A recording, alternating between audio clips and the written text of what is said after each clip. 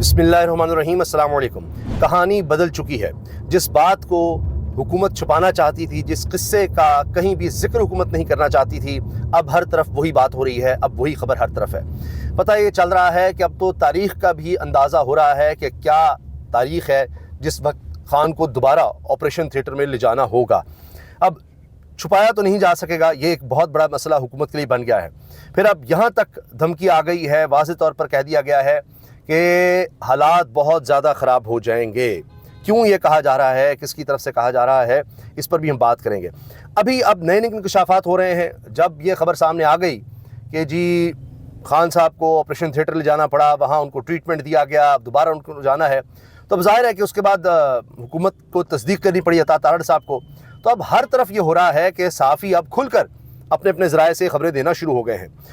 ذوالقرنین حیدر صاحب air vice سے وابستہ ہیں، کہتے ہیں ذرائع کے مطابق ڈاکٹر نے عمران خان کو کہا آپ بیڈ پر لیٹ جائیں، تو عمران خان نے جواب دیا بیٹھ کر علاج نہیں ہو سکتا کیا؟ بیٹھ کر علاج نہیں ہو سکتا کیا؟ اب یعنی یہ ہے عمران خان کا حال کہ وہ کسی صورت یعنی کمزور نہیں نظر آنا چاہتے، تو کہتے ہیں جی بیٹھ کے کرو جو کرنا ہے۔ جس پر ڈاکٹر نے کہا اسی طرح ممکن ہے، یعنی آپ لیٹے بغیر علاج نہیں کروا سکتے، اس طرح ممکن نہیں ہے کہ آپ بیٹھے رہیں۔ عمران خان نے ڈاکٹر سے پوچھا آپ کہاں کے رہنے والے ہیں؟ ڈاکٹر نے اپنے علاقے کا نام بتایا، جس کے بعد عمران خان خاموشی سے لیٹ گئے۔ بعد ازاں آرام سے علاج ہوا اور عمران خان واپس چلے گئے۔ ذرائع کا یہ بھی دعویٰ ہے کہ کوئی ایکسٹرا سیکیورٹی نہیں تھی اور نہ ہی لائٹ بند کی گئی، گاڑی اس جگہ لگائی جہاں کوئی رش نہیں ہوتا اور ہر کوئی اس راستے کی جانب جاتا بھی نہیں، اس لیے کہ کسی کو شک نہ ہو، کوئی پتہ نہ چلے۔ تو سیکیورٹی اگر بہت زیادہ ہوتی تو پھر مسائل بنتے کہ وہ اتنا زیادہ کہ پھر بھی کچھ نہ کچھ کارڈن آف کیا گیا تھا، یہ بھی اطلاعات آ رہی ہیں۔ پھر جناب یاسر حسین صاحب صحافی ہیں، سنو نیوز سے وابستہ، چیئرمین تحریک انصاف عمران خان کو جس گاڑی میں اسپتال لایا گیا شیشے مکمل کالے، سنتے جائیے، مکمل کالے شیشے، اور نہ کھولنے کا آپشن رکھا گیا کہ یہ کھل ہی نہیں سکتے شیشے، بالکل بند۔ جو 7 حضرات تھے انہیں 2 بار عمران خان نے کہا کہ اسی بہانے باہر نکل تو آیا۔ تو جو لوگ ساتھ تھے نا ان کو عمران خان نے کہا لو بھائی چلو علاج کی غرض سے آپریشن تھیٹر لے جا رہے ہیں، جو بھی ہے اس بہانے میں باہر تو نکل آیا، تو وہ کچھ نہ کچھ تو باہر دیکھ سکا۔ تو جب مکمل خاموشی رہی، اب پتہ نہیں وہ 2 لوگ کون تھے، جیل کے لوگ تھے، کسی اور جگہ کے تھے، کیا تھے۔ تو جب مکمل خاموشی آئی، اس پر عمران خان پھر خاموش رہے، لیکن اسپتال میں فریش جوس کی ڈیمانڈ کی انہوں نے، اور کہتے ہیں جی 3 بار یہ پوری کی گئی، فریش جوس انہوں نے منگوایا۔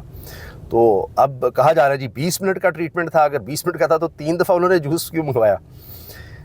اچھا، اس کے علاوہ جی عمران خان کے ذاتی ڈاکٹر فیصل کو ملاقات کی اجازت مل گئی ہے، یہ ذرائع سے چل رہی ہے جی خبر، اور اب دیکھتے ہیں کہ کیا ہوتا ہے۔ جب ویڈیو دیکھیں ہو سکتا ہے ملاقات کروا دی جائے، اور اب پتہ نہیں حکومت کب تک اس طرح کی چیزیں چھپائے گی۔ عدیل راجہ صحافی، Imran Khan will require 2 more injections. The second injection date is 21st, 22nd February. The third injection will be 20 and 21st March. یعنی ہر مہینے کے بعد آپ یہ سمجھ لیجئے اب ان کو ایک انجیکشن لگنا ہے، 3 انجیکشن ہے، اس بارے میں ہم پہلے ہی آپ کو آگاہ کر چکے ہیں۔ اب آ جائیے جناب وارننگ پر۔ جس طرح میں نے عرض کیا کہ بات اب وارننگز تک چلی گئی ہے، تو اس میں سہیل آفریدی آج پھر پہنچے تھے اور انہوں نے پہلے ہی اعلان کیا تھا کہ میں آؤں گا اڈیالہ جیل، اور وہاں وہ گئے، پھر پولیس نے وہاں پر ناکہ لگایا ہوا تھا، ان کو وہاں پر پولیس نے روک لیا، وہاں پھر انہوں نے میڈیا سے بات بھی کی، اور اس میں انہوں نے کہا آج ملاقات نہ ہوئی تو حالات خراب ہوں گے اور اس کے ذمہ دار یہ خود ہوں گے، یہی پیغام آپ پہنچا دیں، یہ وزیر اعلیٰ سہیل آفریدی نے باقاعدہ کہا ہے۔ اچھا، اس طرح کی بھی باتیں ہو رہی تھیں کہ وارنٹ گرفتاری جاری ہو چکے ہیں، ناقابل ضمانت، عدالت نے کہا ان کو گرفتار کر کے پیش کیا جائے تو ان کی گرفتاری بھی ہو سکتی ہے، اور رانا ثناء اللہ نے کہا نہیں جی میرا خیال ہے دیکھیں گے، ان کو موقع دیا جائے گا کہ عدالتی پیش ہو جائیں، وہاں پھر جا کر وہ سرنڈر کر دیں اور پھر ان کو ضمانت دوبارہ بحال ہو جائے۔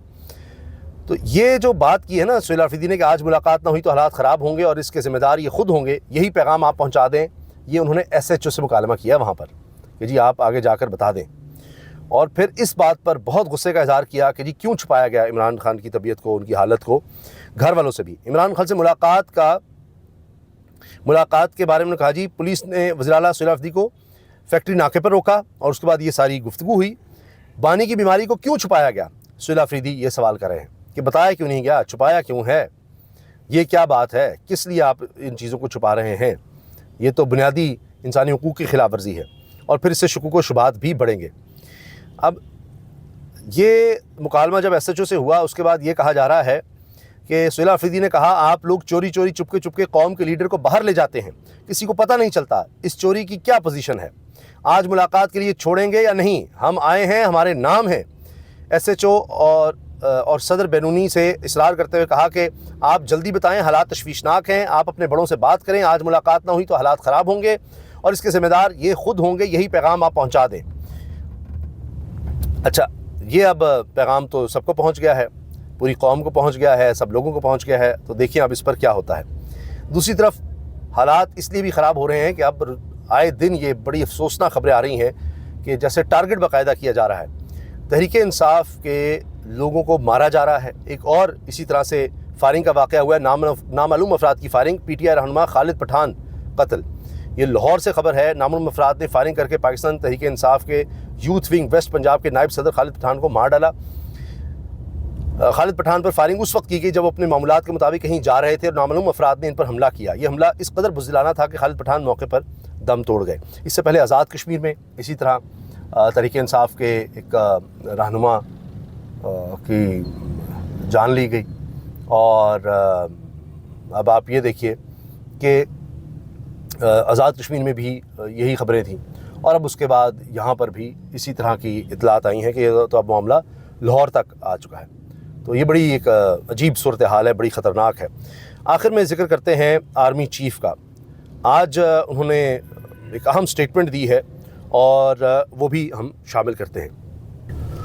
جی، تو آرمی چیف کی سٹیٹمنٹ ہے، جدید جنگ کی نوعیت میں نمایاں تبدیلی آ چکی، مسلح افواج دفاع کے لیے ہمہ وقت تیار ہیں۔ فیلڈ مارشل مستقبل کے میدان جنگ کے تقاضوں کے لیے ہر سطح پر اعلیٰ درجے کی تیاری ہے، اور یہ تیاری بہت زیادہ ضروری ناگزیر ہے۔ فیلڈ مارشل نے یہ بات کہی ہے۔ بھاولپور سے خبر ہے، انہوں نے بھاولپور کا دورہ کیا۔ چیف آف آرمی سٹاف اور chief of defence forces field marshal Asim Munir کا کہنا ہے کہ مسلح افواج بڑی تبدیلی کے عمل سے گزر رہی ہے اور جدید جنگ کی نوعیت میں نمایاں تبدیلی آ چکی ہے۔ مسلح افواج وطن عزیز کے دفاع کے لیے ہمہ وقت تیار ہیں۔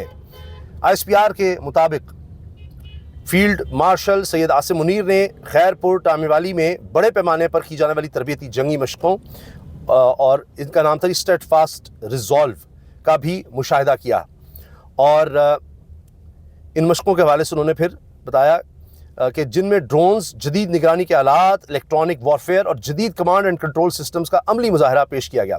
فیلڈ مارشل سید عاصم منیر نے نوجوانوں کے بلند حوصلے، پیشہ ورانہ مہارت اور عملی تیاری کو سراہا۔